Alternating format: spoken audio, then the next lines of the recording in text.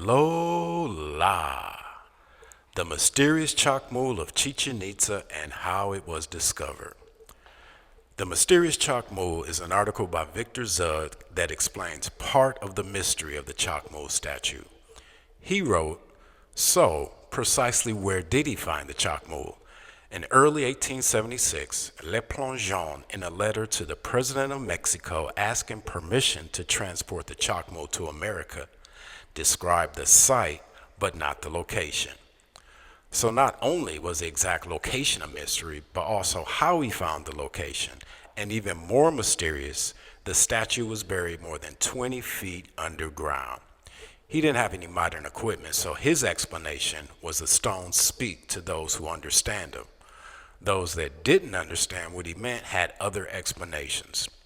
And here's one of them. By abstruse archaeological reasoning and by his meditation, he determined the place, and striking the spot with his foot, he said, "Here it is, here it will be found." Now that quote is from the late 1800s, and even this article from 2015 didn't exactly explain how he did it, but I think I figured it out. So how exactly do stones speak to a person? Le Plongeon was a Freemason, and here we have clues to what information he used for the discovery. His books explain the links between Egyptians, Freemasonry, and the Maya.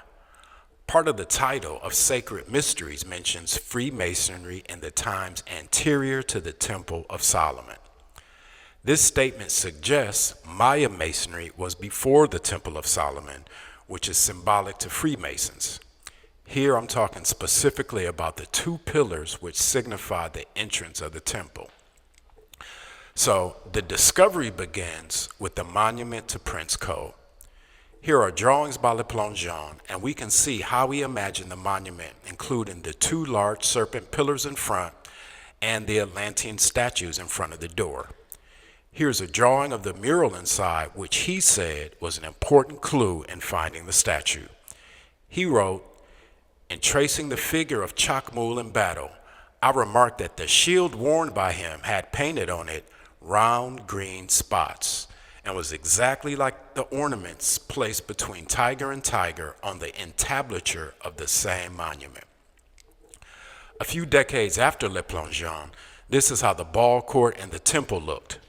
In the background of the Temple of the Jaguars, you can see the El Castillo Pyramid and how it looked around 1900. A little bit later, we'll take a look inside the pyramid since it's also part of the ChacMool mystery.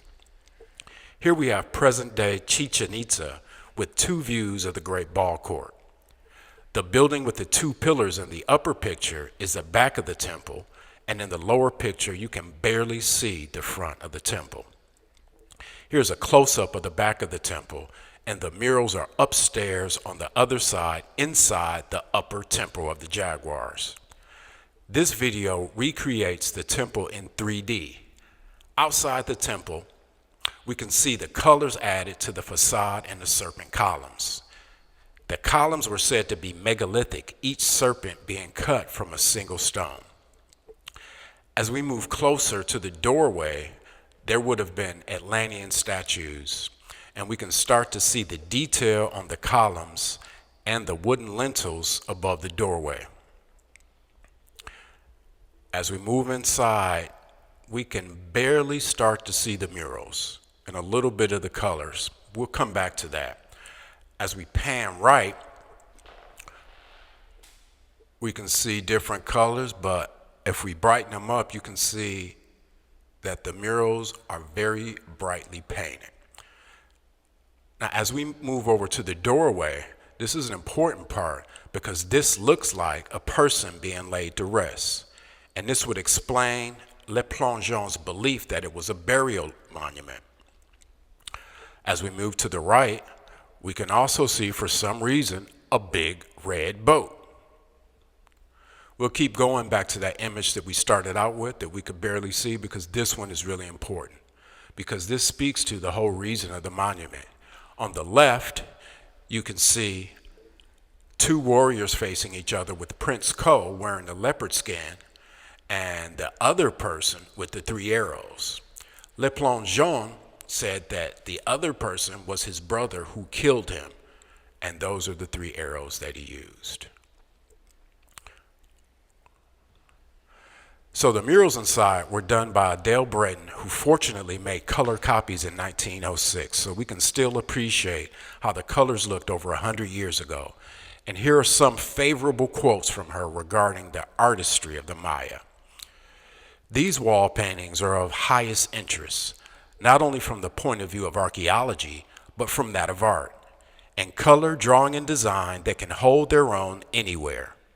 Mr. Thompson, Dr. Le Plongeon, and Mr. Maudsley copied some portions of these paintings, but for various reasons their copies have not become known as they deserve.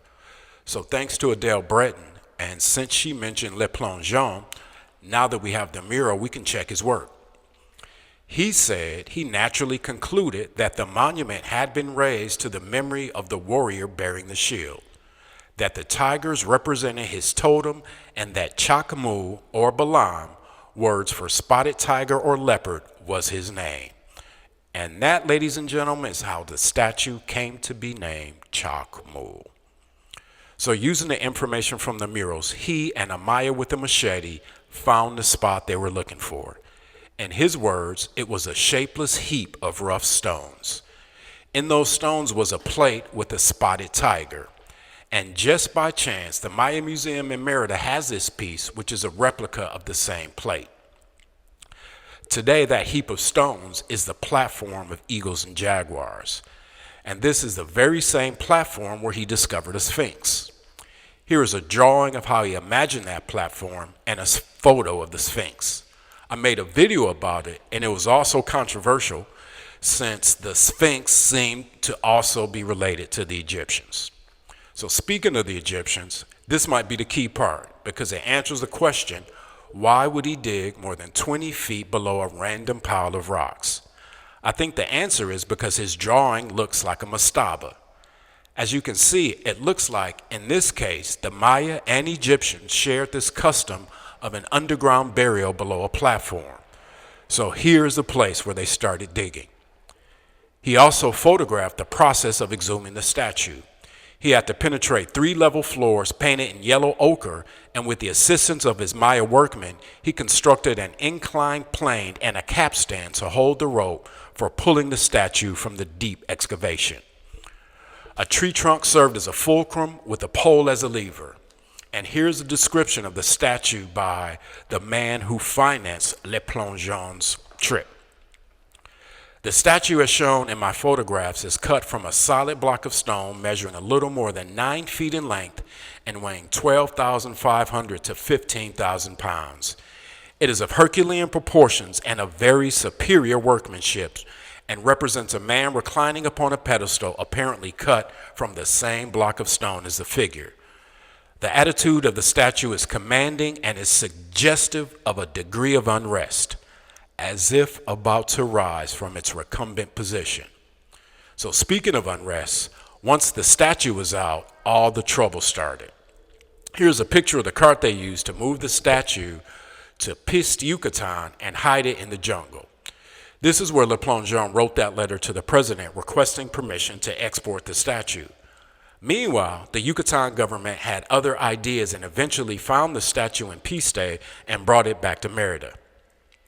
It was a big deal when it arrived in Merida. There was a parade, a girl recited a poem she wrote about the Tiger King statue, and it was displayed at various places in the city and also Itzá. And for a short time, it was a big source of pride for the state, until the federal government swooped in and took the statue to Mexico City. It arrived in Mexico City, where it sat outside in the museum courtyard for a couple decades. Le Plongeon never received permission to export the statue, nor was he compensated for his effort in its recovery. It stayed in Mexico City in what looked like various places in the museum until once again it was returned to a place of prominence, the National Museum of Anthropology in Mexico City. So basically a happy ending. So that's the original ChacMool. And it turns out there are more than 25 similar ChacMool statues that have been found in various places in Mexico, but the most have been found in Chichén Itzá. So I quickly want to show you 2 more. If you happen to be in Mérida, Yucatan, the Museo del Gran Mundo Maya, they happen to have a ChacMool they found in Chichén Itzá. Apparently, this is one of the 14 that they found there, and it's a fine example of the Toltec style of ChacMool. Just to be sure, I compared the two, and they both have a similar style, but they're not the same. The last ChacMool is hidden. In this picture, Le Plongeon is probably a few hundred feet away from the statue. But in his time, it wouldn't be discovered until the next century, because to find it, you have to go inside the El Castillo pyramid. So inside, there is another smaller pyramid, and on top of that second pyramid, there is a red jaguar temple. And if you look closely inside that temple, there is a red jaguar. And also, inside the second pyramid, there is yet another pyramid. And this pyramid was built over a cenote. So thanks to Manuel Bravo for this, because I did not know that. So if you were to go inside the main pyramid and climb the inner stairs of the second pyramid to the top, you would see both the ChacMool and the red jaguar throne with the green spots, just like on the mural. This seems to connect this temple with the burial of the ChacMool Le Plongeon found. Although these two are very similar, they are not the same. And there you have it, the story of the discovery of the original ChacMool plus two more. I hope you liked it, so please leave a comment and let me know what you think. And thanks for watching.